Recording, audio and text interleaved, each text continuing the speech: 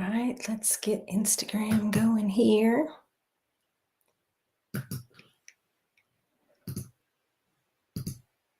Hello, everyone. Welcome back to your Wednesday live stream of the Influence Economy.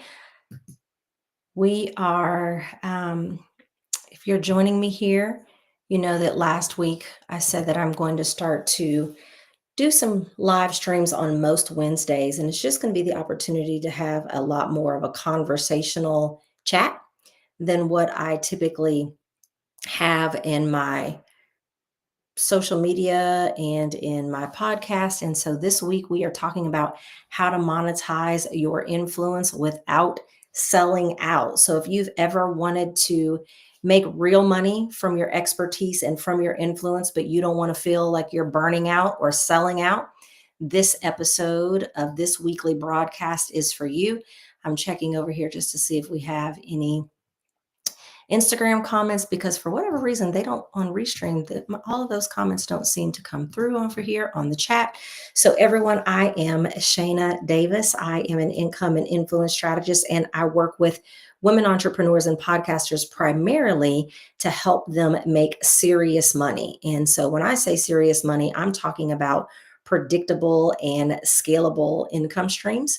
And then I also work with women leaders inside of mid and large size companies in order to translate their influence into income as well. And that usually lands with their thought leadership and their executive presence. So I'm glad that you're here. So today I'm going to break down exactly how you can monetize your influence in a way that feels authentic to you. And that word kind of bothers me a little bit these days. Some people, I feel like they use the word being authentic in order to just kind of like go rogue and off the rails, but that's not what we're talking about here. We're talking about being authentic. We're talking about being aligned, and we're talking about being bankable. And again, this is without burning out and without selling out. So I want you to go ahead and drop it in the chat early on before we get started. What's one way that you would like to monetize your influence? In the chat, one way that you would like to monetize your influence. I want to know where your head's at. And then we might even workshop a couple of your ideas live. So what way would you like to monetize your influence? So in this first segment here, we're going to talk about busting the big myth, but I do want to remind you that you can still follow me on Instagram for all the things that I post there, and also be sure to tune into the Influence Economy podcast. I drop a new episode every single Monday where we're talking about how you can create your own economy and how you can win on your terms. So be sure to follow me there and continue to watch and listen there every Monday as well. But let's get to it. So monetizing your income, it's not just about ads and sponsorships and products, although those are things that you can use to monetize your influence. And when I say your influence, it's how are you already using your message, your expertise, or your skill set in order to be able to empower others and help others, whether it's in the community, whether it's through your business, in your church, wherever it is that you have influence at, there are ways that you should actually be able to monetize that as well. And I feel like there's a very much so like outdated version of the game where people are just looking at small bite-sized opportunities. And what I want to make sure that I am encouraging people to do is to dream bigger and to play bigger and to recognize that oftentimes, you probably have heard me say this before, that oftentimes we are stepping over dollars in order to get to dimes. What exactly do I mean by that? What I mean by that is we're settling for smaller opportunities. We're settling for only positioning ourselves for individual consumers that, quite frankly, many times they don't value investing in themselves. And even if they do, they don't necessarily have the money to pay you. And so that game is a little bit outdated. Those rules are a little bit outdated. And honestly, it's not even sustainable for most people. I had a conversation with a business owner about 2.5, 3 weeks ago.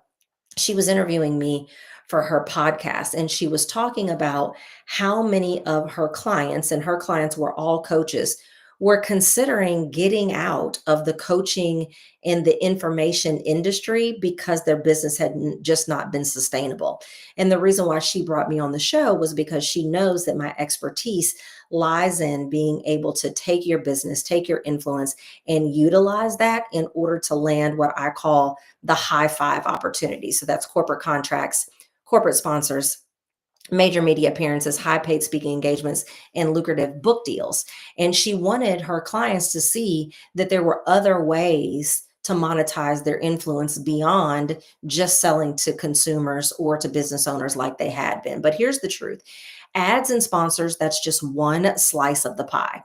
Selling to individual consumers, that's just one slice of the pie. And if you're only chasing followers for brand deals, if you're not looking at how you position your podcast, how you position your social media, how you position your business and your brand in order to be able to play a bigger game, then what you're doing is you're actually like building somebody else's brand and you're not building yours. And there's a much more strategic way to be able to do that that does not have you in a position where you really are stepping over dollars in order to get to dime. So I want to share some lucrative income streams with you that you may or may not have considered. And in other times, I will also share with you exactly how it is that you can position yourself to land those. But tonight, I really just want you to recognize the additional ways that you can be monetizing your influence. Number one is the one that most people think of, and that's your digital products. That's your ebooks, that's your digital courses, those are your guides, your signature frameworks, but those are a low lift and high reward, meaning that it may take you some time to set it up on the front end, but then you can somewhat set it and forget it because all you have to then do is market it and promote it, but you don't have to continue to completely restructure it each time. You don't have to create it each time. You don't have to deliver it new each time like you would if you were working with someone in other ways.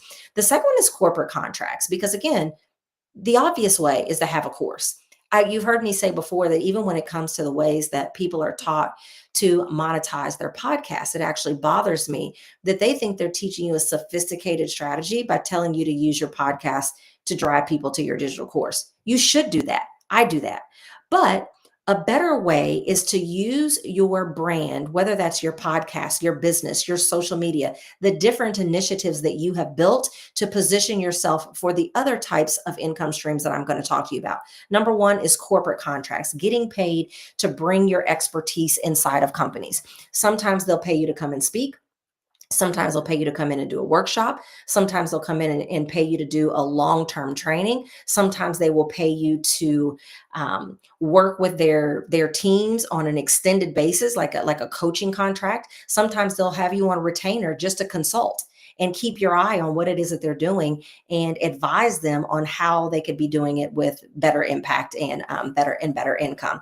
So that is a great way to say, if I'm already using my expertise to help these people over there, why am I not considering packaging that same level of expertise to get a larger organization to write me a bigger check? Make sense? Drop it in the chat.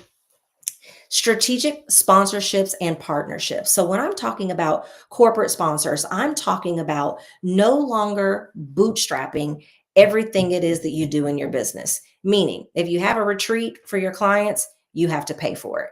If you have an event for potential clients to come to, you have to pay for it. Bootstrapping just means you are paying for everything in your business yourself, or you're using the profits from your business to continue to build your business. Well, oftentimes corporations have the same goals to get in front of the audience that you have, and they will actually pay you to have access to your audience.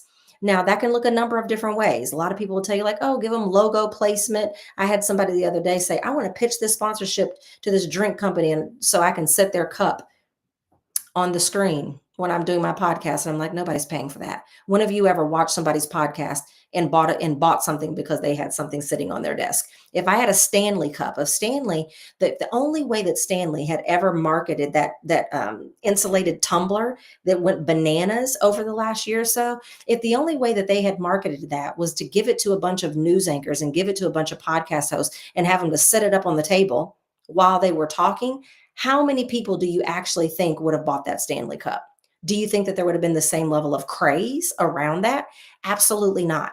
So if you're going to ask a corporation to come and sponsor your initiatives, you have to give them what I call dynamic activation. Dynamic activation means they have the opportunity to speak to your audience. They have the opportunity to interact with your audience before the event, during the event, and sometimes after the event as well. So that's what a sponsorship looks like. A partnership can look like a branded content collaboration.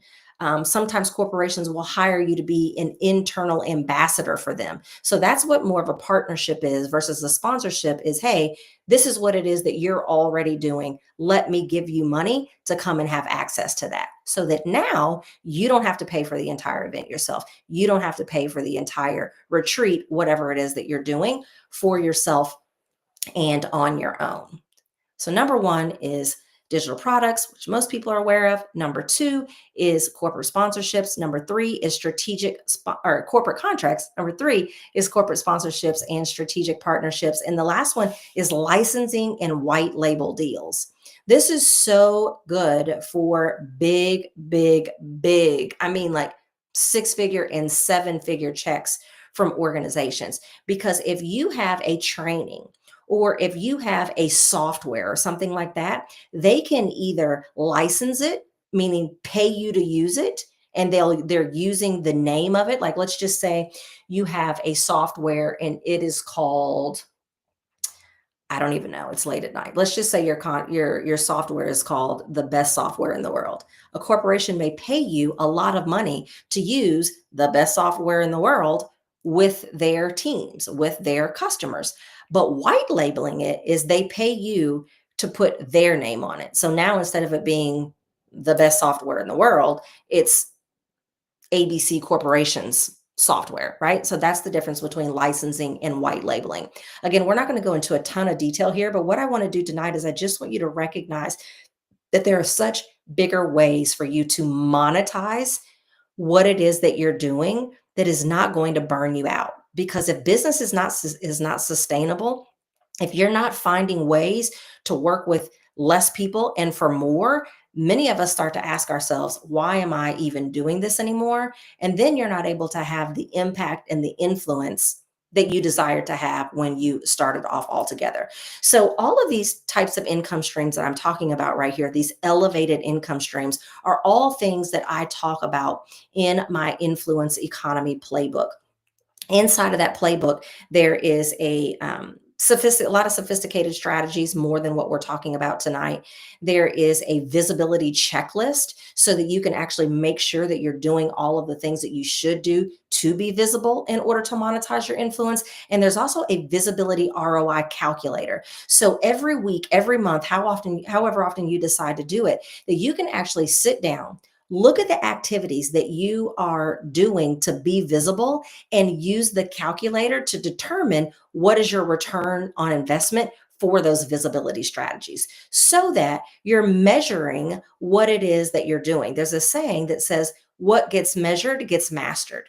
So you can then, as a team, or even if you're in business by yourself, you can look back and say, here's all of the things that I've been doing to be visible. Now let me run that through the visibility ROI calculator. And then if there's things that I'm doing that I'm not getting a return on investment, I call it visibility ROI, then I either stop doing it or I tweak it. Or if I'm getting an amazing return on investment for that visibility strategy, then I can double down on it, right? But the map for that is inside of the influenceeconomyplaybook.com. Grab it. It's worth gold. All right. So now let's talk about how you can stay bankable and authentic. Because let me be clear, making money and maintaining your integrity, they're not mutually exclusive. So here's how to stay authentic while making serious income from your influence. Number one, only promote or create what you actually use or believe in. I had a conversation with an influencer about 6 months ago, and she was like, I don't want to do this anymore. And I was like, why don't you want to do this anymore? You told me you were making decent money. And she goes, yeah, but I'm being asked to promote things that I either don't believe in or I don't even use. So then when people DM me and they're asking me questions, I really can't even answer them and I feel like a fraud. And I'm like, well, why would you ever agree to promote something that you don't use or that you don't believe in. Now, most of the people that follow me are not influencers because I would say 90% of influencers aren't making serious income from being an influencer anyway. What I'm saying is that your influence is your message, your skills, and your expertise that you're already using to move the needle for other people, right? And so, how do you take your influence? I don't consider myself to be an influencer, but I do consider myself to be someone who has influence. But I'm only going to promote a corporate brand or align with anyone that it's something that I believe in, right? Next, let your audience in on the why behind your offers. So often I see people and they're talking about what it is that they do, how it is they do it. Here's what you need, and here's how you do it. But they're not really getting down to the nitty gritty of why it's important. And almost everyone, whether it's a corporation that's making a decision with their purse strings and somebody else's money, meaning the company's purse strings, the company's money, or whether it's an individual business owner or consumer and they're making a decision for their own purse strings or for their own money, the emotions that are being made are the decisions that are being made are emotional. So that means that you really have to get into the why. You have to touch why it is that people want what they want. You have to touch why it is that people don't want what it is that they don't want. Because when you can tap into the why behind what it is that you do, and you can tap into the why of your offers, you're going to be monetizing your influence in such a more powerful way than what you are if you just stay at the tactical level. Years ago, when I first got in business, they taught me that features tell, but stories and benefits sell. Tell a story and tap into the why. Make your values part of your brand, not just your bio. I was filling out something online earlier. It's a new AI tool that I'm going to be using. I'm quite frustrated with it though, because when they showed me the demo, like, oh, it's so easy. It's not easy. I've been spending 2 hours just trying to figure out how to get it to take the background off the logo. But anyway, I digress. It might just be my technologically challenged self. But anyway, it was asking me, what are my values? Because when it's looking at helping me to create marketing for my company, it doesn't just want to focus on who it is that my audience is, what it is that they're looking to achieve, what are the pain points that they're experiencing. It wants to know, who are you as a brand? What do you stand for? What are your values that you want to translate into your marketing and in your branding? And if you're going to monetize your influence and if you're going to succeed in the influence economy, you have to do the same thing. You have to make your values part of your brand. You need, I say 3 to 5. If you don't know what those are, when you hang up, or at least before you go to bed tonight, I encourage you to explore what they are. Is it autonomy? Is it freedom? Is it finance? Is it authority? Is it strategy? Like, what are the values that you stand for? Is it faith? You need to know what your values are so that they can translate into your brand. And then the other way that you stay authentic while making serious income is to choose long term trust over short term cash grabs always.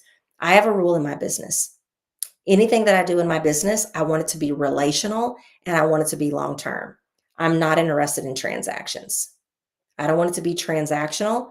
I want it to be relational. I'm not looking for hit it and quit it short term gains. I'm looking for long term wins. Again, it's about being sustainable and monetizing in a way that you're not burning out or feeling like you are selling out. I worked with a woman who had landed a 6-figure deal with zero guilt because her message and model aligned perfectly with their message and model. And so she was looking at, like, this is a great thing. Like, why haven't I been doing this all along? All right. So shifting gears a little bit, again, this is not completely polished like I am in my podcast. This is just a way for us to be conversational. The more you talk back to me, the more I can talk back to you. So put some stuff in the chat so I don't feel like I'm just here by myself. But we're going to talk about monetizing with meaning.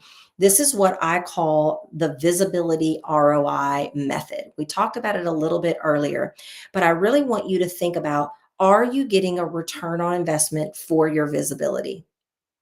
Much of the reason why I do what I do and why I created the influence economy and the products and the services and the podcasts and the entire ecosystem around the influence economy is because I recognized the number of people that were visible but not profitable. They were seen, but they weren't paid well, right? They were viewed, but they weren't valued.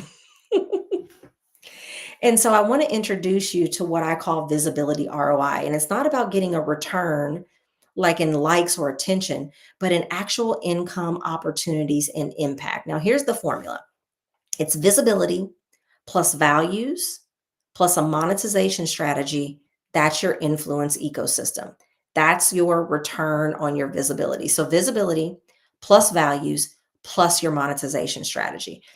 Not a one off product, not a random deal, but an entire ecosystem of products, services, collaborations, partnerships, all of the different ways that people can work with you, especially in the mass market.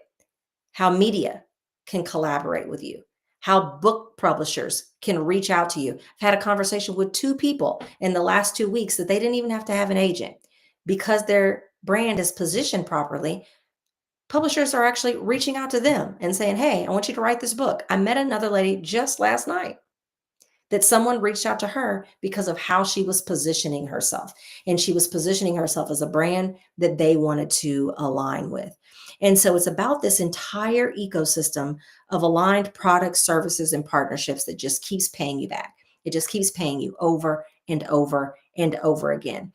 And inside my playbook, again, if you go to the influenceeconomyplaybook.com, it's going to walk you through exactly how to build that ecosystem.